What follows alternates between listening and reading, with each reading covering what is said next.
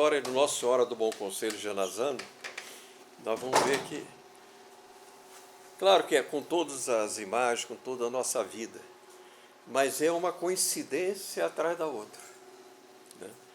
Eu coloquei no título de Da Itália para o Brasil, né? Mas realmente teríamos que começar da Albânia para a Itália e da Itália para o Brasil. E hoje Belo Horizonte. Quer dizer, primeiro como é que eu vim parar aqui, né? Eu fui a um casamento lá em Ouro Preto, uma igreja belíssima, né? Nossa Senhora do Pilar, 500 quilos de ouro. Mas não é só isso, quem fez a igreja foi o pai do Aleijadinho, né? São Manuel Altaíde. Então a igreja é um formato assim de um teatro que está contemplando todas as grandezas de Deus, etc. Aí o São Paulo Henrique, o senhor vai estar aí, então passa domingo aqui, faz a reunião. É o dia de Nossa Senhora do Bom Conselho Janazano. Eu tenho um medalhão que eu carrego sempre em viagem, o medalhão de Nossa Senhora do Bom Conselho Janazano. Eu acho interessante a gente meditar sobre isso. Quer dizer, primeiro, por que nós estamos hoje aqui? É um grupo pequeno de pessoas, mas Nossa Senhora nos chamou. Chamou a mim para dar essa palestra, chamou a cada um dos senhores para ouvir, para participar, né? E alguma missão ela tem, Salve Maria, para cada um de nós, né? É questão de estarmos abertos para esse chamado de Nossa Senhora, né? Então nós vamos ver isso, essa linda imagem aqui, Nossa Senhora com o menino Jesus com o rosto preso, né? Nossa Senhora, mas os dois olhando para o mesmo ponto. Pode ser o fiel que está ali, ajoelhado, né? Nossa Senhora tem um olho um pouco puxado, né? Meio asiático. Aliás, isso foi comentado lá em Ouro Preto. Tem muito essa tendência, porque o pai do Aleijadinho esteve em Macau, na China, antes de vir para cá, né? Então a gente vê algumas imagens de Nossa Senhora com os olhos puxados. A igrejinha de Nossa Senhora do Ó. Aí já abertamente, né? Feita por chineses. Chinês, né? Vieram 100 chineses para cá e deixaram, desapareceram. Mas ficaram, de algum modo, ficou a devoção. Deles. Não, essa igrejinha, essa igrejinha que eu estou falando é onde? Nossa Senhora do Ó. Não, Sabará. Sabará? Belíssimo. Então, como eu disse, começa na Albânia. A Albânia, se os senhores verem, fica no mar Adriático, do outro lado aqui da Itália. Está vendo aqui não sei como é que aponta aí, mas, e nós vamos ver uma linha reta. Esse aqui é o grande Skanderberg. A história desse homem é impressionante, porque ele era da família real e os muçulmanos tomaram conta da Albânia. E ele foi levado de criança como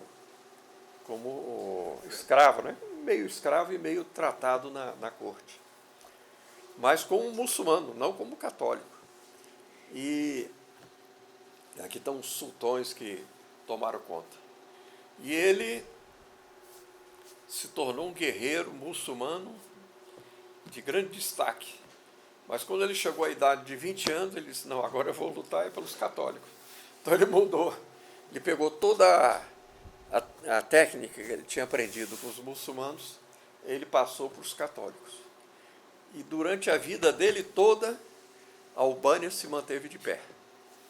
E ele era devoto, aqui era um bárbaro mesmo, né? É impressionante. É a espada de Deus, né? O nome dele era Jorge, traduzindo, né? Castriote. Castriote era a família real da Albânia. Skanderberg. Ele viveu de 1405, né, até 1468. Século XV. Imagina, o Brasil ainda não era descoberto. Bem, aqui tem a cena dele quando ele passou para o lado dos católicos, né? E ele era um grande devoto de Nossa Senhora de Genazano, do Bom Conselho. Aqui o escudo dele, né, uma águia com duas cabeças. Aquele rezando, está vendo o quadro lá? A Nossa Senhora do Bom Conselho. Era a padroeira da Albânia. Uma fresco, não? É um afresco, uma pintura de parede, né? Temos ele aqui combatendo. Enquanto ele foi, a história é belíssima, as batalhas que ele passa, o número dos muçulmanos, eles uma minoria, né? E eles vencendo, mas por causa da ajuda de Nossa Senhora, está aqui no canto em cima, né? A espada da cristandade. Por quê? Os muçulmanos queriam tomar a Albânia e dali tomar o resto da cristandade. Esse era o plano, né, do sultão lá de Constantinopla. Tirana é a capital da Albânia, que depois ficou durante muitos anos debaixo do comunismo. Era um comunismo chinês, né? Vocês podem notar, mesmo assim, a estátua equestre dele está nessa praça principal. Pode notar aqui, já chegando, tem uma bandeira vermelha ali. Ali é a estátua de Skanderbeg. Então, apesar do comunismo, apesar de tudo, é uma figura nacional que não tinha como eles tirarem, né? Bem, agora nós vamos entrar, então, no Nossa Senhora do Bom Conselho. Mas outra coincidência impressionante. Começa com o Papa Sisto III. Esse Papa vai de 432 a 440. Então, nós vamos ver 1000 anos antes de Nossa Senhora aparecer, esse Papa. Esse Papa solicitou ajuda aos fiéis para a renovação da Basílica de Santa Maria Maggiore. E o povo de Genazano contribuiu generosamente, recebendo em troca um terreno na sua cidade, onde foi erguida uma igreja sob a invocação de Nossa Senhora do Bom Conselho. Então, no século V, Nossa Senhora já estava ali. Com a passagem do tempo, a igreja, sem cuidados, foi caindo em ruínas. Em 1467, 1000 anos, uma viúva do local, também outra que entra na história assim, o chamado Nossa Senhora, Petruccia de Nocera, o Dr. Plínio dizia, essa mulher tem que ser canonizada. Né? É beata, né? É beata já, né? Já ouvi da beata. Sentiu-se movida a reparar o templo com seus próprios mais reduzidos recursos. Sem encontrar ajuda, ela gastou o que possuía sem conseguir terminar as obras. Aqui o quadro da beata Petruccia. Era viúva. Colocou todo o dinheiro. E aí o pessoal disse, você é uma louca, né? Seu dinheiro não dá para construir, você coloca todo o dinheiro nisso. Essa piedosa senhora recebeu do Espírito Santo a seguinte revelação. Maria Santíssima, em sua imagem de Scutari lá na Albânia, deseja sair da Albânia. Então imagina, uma senhora naquele povoado de Genazano, Nossa Senhora falando da Albânia. Muito surpresa com essa comunicação sobrenatural, Petruccia assombrou-se ainda mais ao receber da própria Santíssima Virgem expressa ordem de edificar o templo, que deveria acolher o seu afresco, bem como a promessa de ser socorrida em tempo oportuno. Então, como é que Nossa Senhora dá confiança? Nossa Senhora dá uma missão impossível, né? Nós vamos ver aqui como é que acontece com o Dr. Plínio. Começou então Petruccia a reconstrução da pequena igreja, empregou todos os seus recursos, os quais acabaram quando as paredes tinham apenas 1 metro de altura. Então, como Noé falava para o povo, que é isso, tem tanta igreja aqui. Não, mas Nossa Senhora vai vir da Albânia. E tornou-se alvo de zombaria e sarcasmo dos céticos habitantes da pequena cidade, que chamavam-na de louca, visionária, imprudente e antiquada. Até naquele tempo, Nós vamos ver depois o livro do diálogo, como é que os termos, até hoje, reacionário, democrático, né? Escola do ódio. Mas é impressionante porque você imagina no vilarejo, né? Oh. A senhora viúva ali, velhinha, fala que ouviu Nossa Senhora mandando ela construir uma igreja e fala que vai construir a igreja sozinha, que as paredes com metro de altura. Imagina o que ela não foi objeto de zombada, zombaria, etc. Passou confiante por esta aprovação, tal como Noé, de quem todos mofavam, enquanto ele construía a arca. São Pedro diz que muitos se converteram quando as águas subiram. Né? Eles viram, Noé tinha razão. E puderam se salvar, pediram perdão. Né? Na Albânia, Nossa Senhora era venerada desde os tempos muito antigos, sob este e outros títulos. Um deles é de Zoja e Becueme, Senhora Bendita. E havia muitas capelas a ela dedicadas, especialmente uma delas localizada em Scodra, ou Scutari em italiano, onde havia um ícone da Virgem. Se tornou um centro de peregrinação durante as guerras contra os otomanos. Um dia, durante um cerco à cidade, 2 albaneses, devotos, se postaram ao pé da imagem e rezaram para que pudesse escapar com segurança. Olha aí a confiança no Nosso Senhor. Diz a história que, neste momento, a imagem se desprendeu do altar e flutuou no ar, saindo da igreja. Os 2 homens, George e Desclaves, seguiram a pintura, que finalmente os conduziu até a Itália, onde desapareceu diante de suas vistas. Então, eles atravessaram o mar a pé enxuto. Né? Aqui está a representação. Chegou na Itália, sumiu. E aí, perguntando, chegou a notícia que ela tinha aparecido em Dianazano. Isso aqui é a cidade de Scutari, na Albânia. Viajaram dia e noite atravessando o mar, eles não perceberam, né? Nem Foram perceberam. olhando para o quadro. Não fizeram como São Pedro, né? Pois é, não olharam para a água. E é curioso porque chegaram numa cidade do outro lado, falava italiano, outra língua já, e falaram, não, a gente não tinha nem como se comunicar, né? E a gente veio seguindo um quadro voando, atravessamos o mar Adriático, e o pessoal, é louco também. Mais 2 loucos. Apareceu primeiro a velha, agora 2 doidos. Atravessaram o mar andando. Aqui foi feita uma reta, né? Saiu aqui da Albânia e foi até que colocou o Vaticano, porque fica pertinho, 60 quilômetros de Roma. Né? Tem até ônibus comum lá para chegar. E aqui é Dianazano. É uma cidade abespinhada numa montanha, né? Então foi muito decadente hoje em dia. Até o Partido Comunista lá dominava. Bem, aqui é a atual igreja, Nossa Senhora do Bom Conselho, Dianazano. A base da igreja, então, foi da Petrucci aqui. É da Petrucci. Não, eu acho que é dessa primeira igreja. Aí ela fez, e aí a parte dela era só aqui a capela do lado. Nós vamos ver.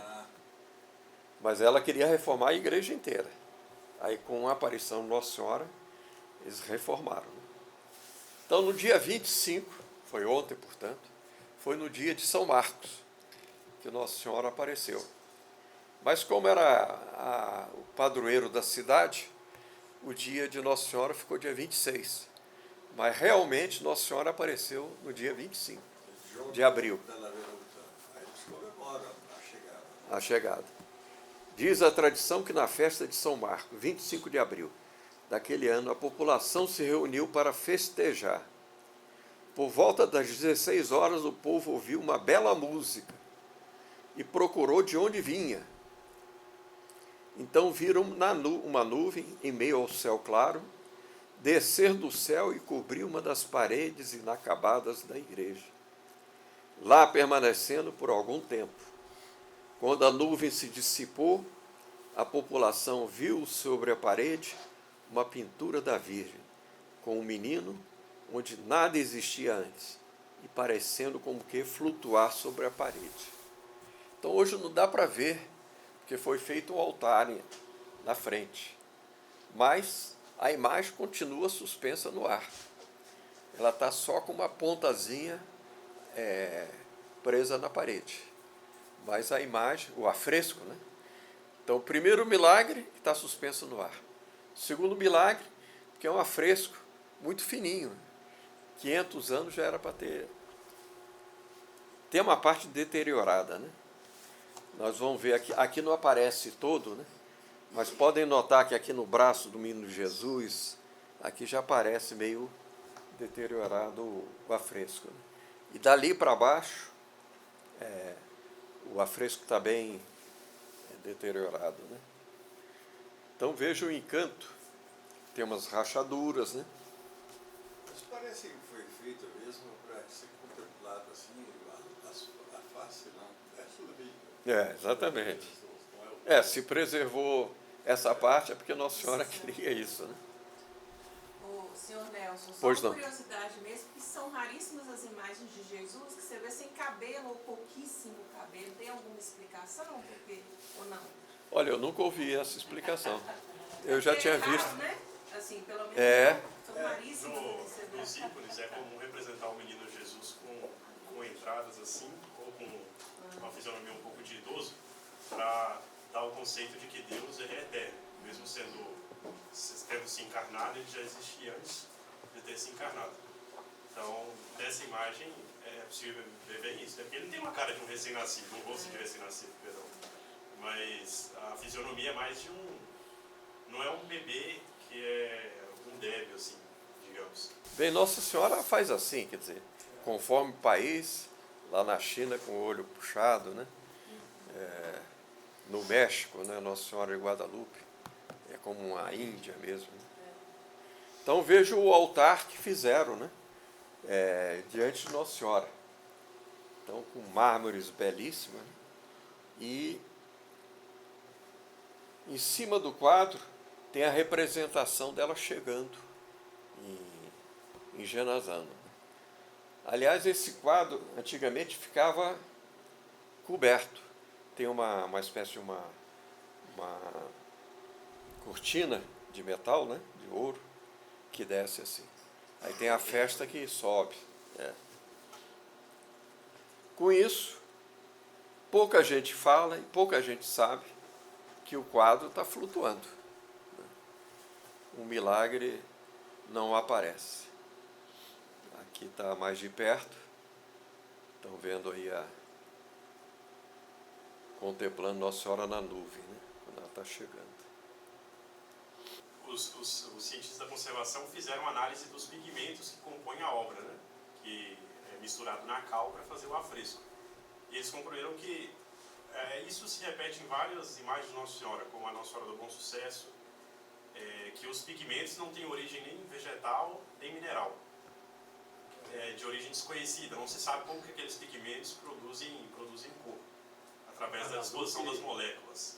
Guadalupe também, né? Várias imagens de Nossa Senhora isso acontece, em Genazano também. E outra coisa interessante é que estudiosos, se repararem bem na gola da túnica do menino Jesus, tem um desenho, uma inscrição. E aquilo ali também foi constatado que é uma letra, são letras. É uma frase que está escrito aí. Mas até hoje ninguém conseguiu decifrar o que está escrito, qual língua que é. Alguns dizem que Na gola da túnica do foi menino escrito Jesus. o nome do pintor. Sim, mas os caracteres ninguém conhece qual que é a origem, o que é essa frase, essa palavra quer dizer. É uma coisa impressionante. É muito bonito. E outro fator que também ele não falou aqui é que a imagem vai mudando de fisionomia. Então um dia ela está mais alegre, outro dia ela está mais preocupada, triste. Cor da face. Essa eu vi. A cor da face. Se pegar a fotografia, Tanto é que um pintor ele deixou uma declaração dizendo isso, que ele não conseguia terminar o quadro Nossa Senhora, porque começava no dia, Nossa Senhora estava de um jeito. Ele ia terminar no outro dia, Nossa Senhora já estava de outro jeito. E os senhores vão ver que isso se repetiu no quadro aqui no Brasil.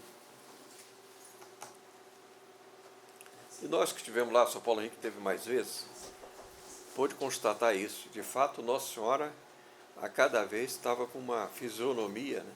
Não é que mudava, mas a expressão da fisionomia. Sobretudo Veja bem, cores. as Ela cores. estava, às vezes, muito vermelha, às vezes apagada, assim, É. pálida. Isso mudava mesmo. E eu já li também que muitas autoridades, aristocratas, reis, etc., encomendavam reproduções do quadro, da imagem de Nossa Senhora. Pedir alguém para ir lá e pintar, etc., ninguém conseguia fazer uma imagem igual a ela. É impossível de reproduzir. É. O artista tentava e não saía igual. Então, Aqui ele não falou também que vários santos estiveram aqui. Acho que ele vai falar mais à frente. São João Bosco esteve lá, São Pio X, vários papas, etc. Pio IX, né? Para pedir conselhos a Nossa Senhora. Bem, agora vamos chegar na terceira parte, é como Nossa Senhora veio parar no Brasil, né? Uma das vezes. E a história começa com um padre, na época era seminarista ainda, eram dois irmãos, Padre José Campos Lara e Miguel Campos Lara. Eles pegaram justamente aquela época em que os jesuítas foram fechados, né? Então eles foram para Roma para entrar para os jesuítas, chegaram lá os jesuítas fechados. Então todo mundo, então vai para outra ordem, vai não sei como. A própria família, eles eram de uma importante família de Itu, né? Campos Lara, ficou contra eles.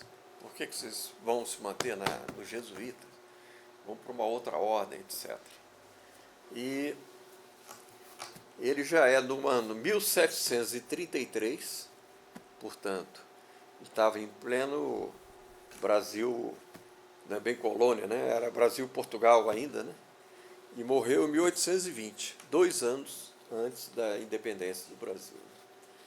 E esse José Campos Lara e seu irmão Miguel, que pertenciam a uma das melhores famílias de Itu, foram presos juntamente com os demais jesuítas do Brasil. Então chegou lá, era uma perseguição contra os jesuítas. Isso tudo por conta daquele bandido lá, Aqui é o Marquês de Pombal, né? aquele de Pombal. Mas não foi só, não, foi no mundo todo, foi uma perseguição contra os jesuítas. Chegou até o Vaticano, que fechou. E vários historiadores dizem o seguinte: só foi possível fazer a Revolução Francesa porque os jesuítas estavam cancelados. Que era a grande força contra-revolucionária na época, eram os jesuítas. E foi um prejuízo para o Brasil enorme, né? No campo da educação, toda a formação que eles tinham, etc., que eles davam, né? Foram presos juntamente com os demais jesuítas do Brasil, não sendo ainda professos, portanto, eles podiam mudar de... Tiveram que travar uma tremenda batalha com os parentes e amigos que queriam a todo custo fazê-los deixar a companhia a fim de evitar a prisão e o desterro. Então a gente vê que sempre Nossa Senhora dá uma prova de confiança. Nada, porém, pôde demovê-los da fidelidade à graça, que os chamaram as fileiras inacianas. Eles se mantiveram firmes. Chegaram os religiosos brasileiros a Cività Vecchia, após penosa travessia do Atlântico. Daí, Cività Vecchia é o porto lá de Roma, né? Era uma cidade que havia ali, e existe até hoje lá. Daí dirigiram-se para Roma, onde foram paternalmente recebidos pelo Papa Clemente XIII, apesar de todas as pressões e ameaças do embaixador de Portugal, que a grande perseguição era do Marquês de Pombal, né? Partiu dele, não? Partiu dele. Concluídos os estudos teológicos, os irmãos Campos Lara foram ordenados sacerdotes. Miguel faleceu pouco depois. Ficou então José de Campos Lara. No seu longo exílio na Itália, exerceu o padre José o ministério em várias partes e veio a conhecer ilustres personalidades eclesiásticas, entre as quais o grande Santo Afonso Maria de Ligório. Então, aquele exílio dele fez muito bem, né? E o cardeal Chiaramonte, mais tarde Pio VII, com os quais manteve estreita amizade, profetizando mesmo a ascensão deste último ao pontificado. Então, o próprio padre José dizia que ele ia ser o próximo papa. A extinção da Companhia de Jesus por Clemente XIV, em 1773, constituiu um novo golpe para o padre brasileiro. Perdera antes a pátria e o irmão, agora perdia a mãe amatíssima. A Virgem Senhora não o quis, no entanto, deixar imerso em tristeza por muito tempo, dispondo-se a ser ela mesma a sua recompensa demasiadamente grande. Está em Gênesis 15. E aqui se dá outro fato milagroso. Ele estava rezando na praia, pediu um conselho a Nossa Senhora, o que fazer da vocação, da vida dele, para onde ir. Não é? Assim é que naquele dia do ano 1785, caminhava, como dizíamos, o padre José de Campos, pela praia, quando apareceu diante dele um jovem desconhecido, de porte altivo e maneiras distintas, trazendo consigo um quadro a óleo de Nossa Senhora do Bom Conselho. Apresentou-se ao padre, dizendo que o levasse para a sua terra, e anunciou-lhe que no lugar onde ela fosse venerada se ergueria um dia um grande colégio jesuíta. Então, também mais um mistério.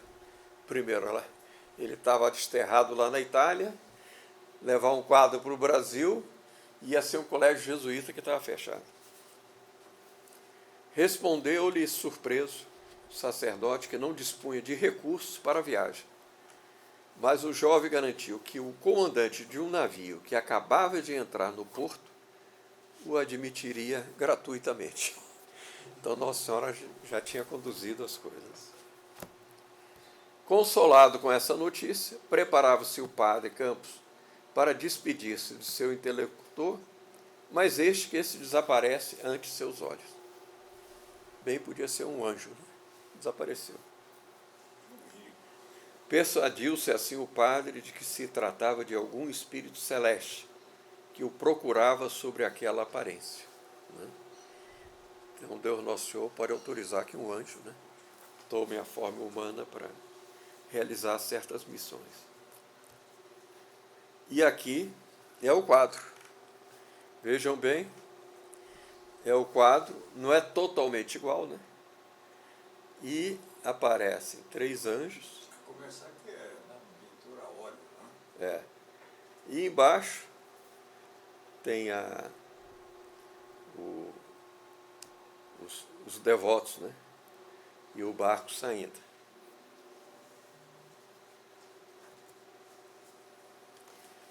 Trata-se de uma tela a óleo, medindo 86 por 64 centímetros, num retângulo central de 52 por 40. Está a figura de Nossa Senhora, com seu filho no braço esquerdo.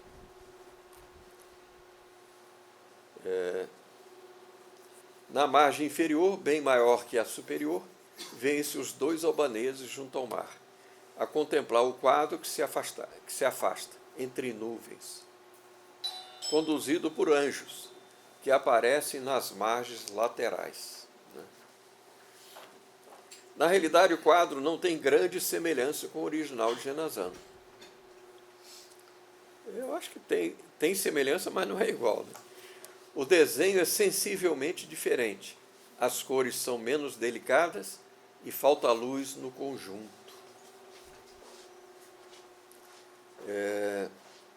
Não obstante, reconhece o mesmo gesto meigo e afetuoso do divino infante e a atitude elevada da mãe, que, sem olhar para o filho, está toda voltada para ele. Não se sabe quem teria sido o seu autor. O seu aparecimento é também cercado de mistério e de maravilha. Não é? Então, esse não veio entre nuvens, mas foi um personagem celeste que trouxe esse quadro a óleo, que ninguém sabe quem pintou, como apareceu. E, de fato, o padre chega, encontra o navio, o comandante o recebe e leva gratuitamente para o Brasil. E é feito, então, o primeiro colégio jesuíta, depois que eles foram liberados, foi em Itu. Não foi em São Paulo, foi em Itu. E esse colégio grande aqui, né? Que hoje é a sede do comando de uma brigada lá em Itu. Né? Aqui, depois, então, os jesuítas se mudam para São Paulo, na Avenida Paulista, logo ali no início, no final, aliás. Então, esse é o prédio original. Nesse canto aqui está a igreja de São Luís de Gonzaga. Né? Esse é a Paulista, né? Bem na esquina ali. É a capela do colégio. É a capela do colégio. Então, aqui é uma foto antiga. Nós vamos ver agora, só sobrou a capela. Os jesuítas venderam o prédio e fizeram um prédio modernoso lá, um prédio comercial. Tá. A capela ficou, não sei como é que eles deixaram ainda. E Nossa Senhora do Bom Conselho. foi. Aqui novamente como era antes, né? Aqui o pátio interno, onde o Dr. Plínio estudou, né? Ele contava desse pátio, né? Quando chegava o recreio, era aquela balbúrdia, né? Quase uma bagarra. Os alunos saíam correndo para jogar bola, para isso, para aquilo. Depois chegavam na sala de aula tudo suarentos e tudo. E o doutor Plínio disse que foi a primeira vez que ele formou o conjunto da ideia o que era a revolução. Porque ele via que os alunos mais afoitos e mais imorais formavam um grupo. E os alunos mais preservados, etc., formavam outro. E esses alunos revolucionários tinham ódio dos bons. Então, o Dr. Plínio recebeu uma pedrada de um rapaz que era da família mais rica lá de São Paulo. Por pouco não pegou, mas era para pegar aqui bem na lateral aqui, que é o local mortal, né? E de fato, o Dr. Plínio, aqui como é que era o pátio do colégio. O Dr. Plínio descreve esse bambuzal e tudo, como é que era. E o Dr. Plínio, muito contemplativo, ele ficava observando tudo. E olha como é que eram os trajes, né, dos alunos naquela época. Então, depois ele escreveu essa frase aí, que é memorável, né? Quando ainda, aqui ele está com a veste para a primeira comunhão. Quando ainda muito jovem, considerei elevado as ruínas da cristandade. Já na época dele já era ruína. A elas entreguei meu coração. Voltei as costas ao meu futuro e fiz daquele passado carregado de bênçãos o meu porvir. Então, aqui tem mais um texto que ele mostra o que foi o sacrifício dele, o que foi a renúncia e a determinação dele. Aconteça comigo o que acontecer, eu serei contra esse mundo. Esse mundo e eu somos irreconciliavelmente inimigos. Eu serei a favor da pureza, a favor da igreja, a favor da monarquia. Serei a favor da hierarquia, serei a favor da compostura. Então eram todos jovens igualitários, né? ainda que eu tenha que ser o último dos homens, pisado, esmagado, triturado. Veja bem, uma criança ter essa noção. Esses valores confundem-se comigo, confundem-se com minha vida. Aconteça o que acontecer com os outros, isso vai ser a minha vida. Isso eu vou seguir. Aos 12 anos, portanto, essa fixação estava inteiramente formada na minha cabeça. Com 12 anos de idade. Comparado com as crianças de 12 anos de hoje, né? Olha, comparado com qualquer criança, conosco mesmo. Não temos essa noção. Alguma coisa, eu não sei se com os senhores passou, mas eu via um pouco os bons e os maus, né? Mas ter essa noção. Até o português é diferenciado, né? Ah, a estrutura, a forma de falar, hoje é só mano, velho. Mas Não isso, conseguiriam nem estruturar uma frase sequer desse tipo. mas isso não foi à toa, o doutor Plínio conta como é que ele foi formando o linguajar dele, o português. Ele observava na família dele quem falava melhor. E quando alguém dizia uma palavra que ele não conhecia, ele via pelo contexto o sentido e gravava e usava depois. Então, até isso não foi nato, foi com esforço que ele fez isso. Pois não, Sr. Marcos? É isso, que nós temos os originais das composições dele no Colégio São Luís. A letra dele, exatamente o que ela observou aí, o pensamento que ele, a luta entre bem e mal, a defesa da igreja, o menino com 10, 12 anos de idade, tá aí. Impressionante a poesia. Eu não estou lembrado quem foi que disse. O doutor Plínio, não sei se foi o Boris Casoy, um outro, ele fala que nem escreve. Foi ele, senhor. Foi o Boris Casoy, né? Que o doutor Plínio escrevia para a Folha de São Paulo. O O Boris Casoy era o diretor da Folha na época, né? Era uma concessão que a Folha fazia, era no regime militar, então eles tinham que ter algum conservador escrevendo ali, né? Então o doutor Plínio escrevia toda semana. E depois ficamos sabendo, pelo próprio Boris Casoy, que quando chegava o artigo do doutor Plínio, antes de ser publicado, todos os jornalistas, né, se reuniam para ler o artigo do doutor Plínio e saber o que estava nas entrelinhas daquele artigo. E também para aprender o português, aprender como se escreve. E isso eu vejo que o silêncio que fazem sobre o doutor Plínio, mesmo na direita, e tudo é impressionante. Mas por causa dessa fidelidade dele, que não é só ser contra o comunismo. Se puder acusar de alguma coisa, ainda que inventada, todos inventados. Perseguição mesmo fazem. É. Então aqui a capela por dentro, né? Mas eu acho que ele não conseguiu o quadro, porque o quadro foi tirado da capela quando o doutor Plínio era aluno. Ele lembra que toda semana se fazia uma procissão até Nossa Senhora do Bom Conselho, cantando e tudo. Aqui mostrando os ex-alunos do colégio, né, que passaram por lá. Era o colégio da elite na época, né? Então até o Maluf passou por lá. Aliás, o Maluf foi colega da congregação mariana do nosso pessoal lá na época. Colega de sala Doutor Plínio Xavier. Bem, como o doutor Plínio fez aquele propósito com 12 anos de idade, né? Ele, que era uma pessoa muito sociável, agradável na conversa, etc. O doutor Adolfo conta isso.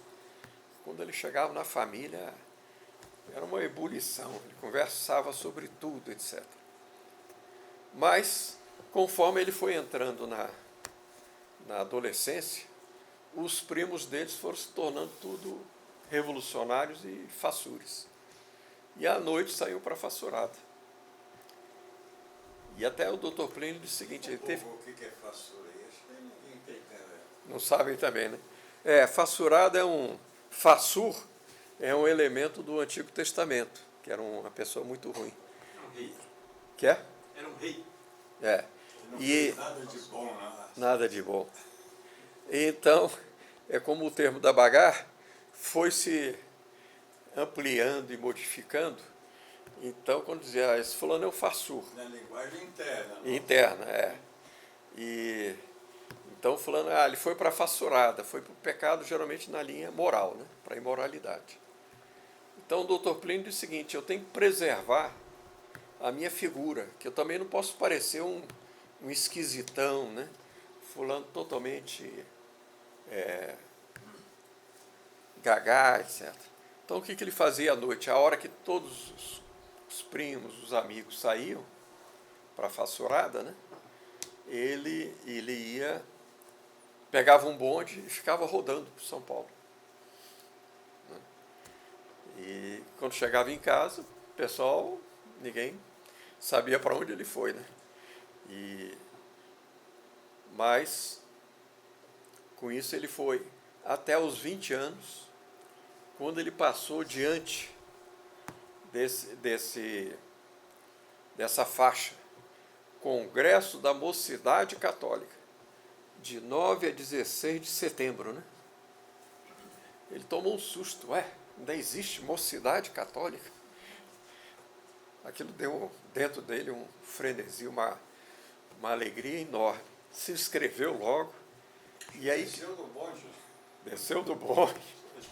Isso é a fachada da igreja de Santo Antônio. Isso foi em 1928, 28. Praça do Patriarca. Aqui é a igreja Santo Antônio. E então daí começou a militância católica do Dr. Plínio. Né? E quando ele entrou, ele viu que o pessoal das congregações marianas e tudo eram pessoas de um nível social muito abaixo. Né? Que o pessoal do nível social dele não tinha ninguém na área. Mas ele disse, não, vou fazer esse sacrifício, porque eu tenho que me dedicar à Santa Igreja. Né? Então ele conta até que ele foi na missa, a missa famosa lá em Santa Cecília, né? Que estava a alta sociedade de São Paulo. Ele assistiu uma missa antes, e nessa missa ele pegava um tercinho, ia rezando a via sacra, né? Para quebrar o respeito humano diante da sociedade. Aqui, e logo ele se destacou, né? E entrou para a congregação mariana de Santa Cecília. Tinha um jornalzinho que chamava Legionário, que era um jornal paroquial, e em pouco tempo se tornou o maior jornal católico do Brasil. Né? E se tornou semanal. Por isso está aqui, 7 dias em revista. Essa era a coluna que o Dr. Plínio escrevia, justamente sobre a política internacional. Mas ele se tornou diretor do jornal logo. Também. Ele que empreendeu o jornal. Transformou. E aí formou um grupo do pessoal que escrevia o Legionário, né? Aqui está o Dr. Plínio, aqui no centro, o arcebispo de São Paulo, Dom Duarte Leopoldo e Silva, e os congregados marianos que participavam da reunião. Aqui foi um almoço, podem ver, o Dr. Plínio é o segundo ali, ó, né? Na esquerda, Na direita. E o movimento católico teve uma ascensão impressionante. Né? Foi a grande época das congregações marianas, foi nessa época, que levou depois o Dr. Plínio a se eleger deputado para a Constituinte 32. Né? Foi o deputado mais votado do Brasil inteiro. 34, não? Para a Constituinte 34. Mas a eleição foi em 32. Final do ano. Ele teve até um problema com a idade, porque quando a eleição se realizava, ele não tinha ainda os 24 anos. Ele fazia 24 em dezembro. Aqui o doutor Plínio, numa recepção ao almirante Yamamoto, né, Yamamoto. Era católico esse almirante japonês. Então ele foi visitar o grupo do legionário. Bem, aqui nós voltamos a Nossa Senhora do Bom Conselho. Aqui ela está com as coroas, né? Isso aqui é aplicado por cima do afresco. Bem, aí entra Nossa Senhora do Bom Conselho Genazano novamente na vida do Dr. Plínio. Quer dizer, ele teve esse contato quando ele era aluno lá do São Luís. Em 1967, o Dr. Plínio teve uma crise violenta de diabetes. E ele não sabia, de repente, não cicatrizava, né? A diabetes leva a isso. Ele teve que fazer uma operação, quase que teve que cortar o pé inteiro, né? Mas cortou 4 artelhos. Se tivesse cortado o dedão do pé, aí perde inteiramente o equilíbrio. E foi um membro do grupo de Minas que chegou e trouxe esse quadro de Nossa Senhora do Bom Conselho Genazano. Ele veio da Itália, não é isso? Veio da Itália. Chegado da Itália. E quando entregou o quadro para o Dr. Plínio, o Dr. Plínio estava no hospital, né? O Dr. Plínio disse, não foi nenhuma visão nem nada, mas eu senti uma grande graça em que Nossa Senhora dizia, seja confiante que você vai cumprir a sua missão.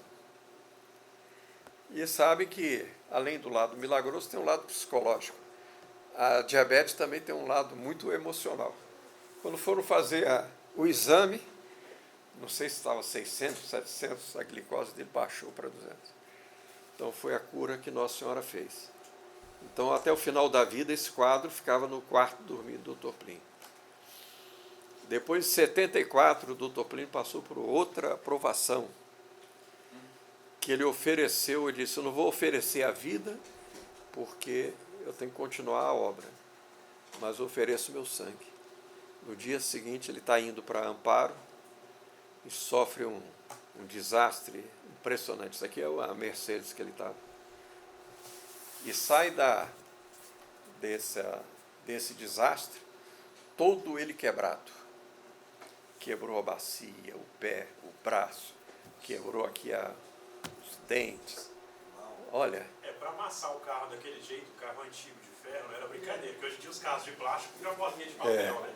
E vejo que é exatamente onde ele estava, desse lado de cá que pegou mais firme.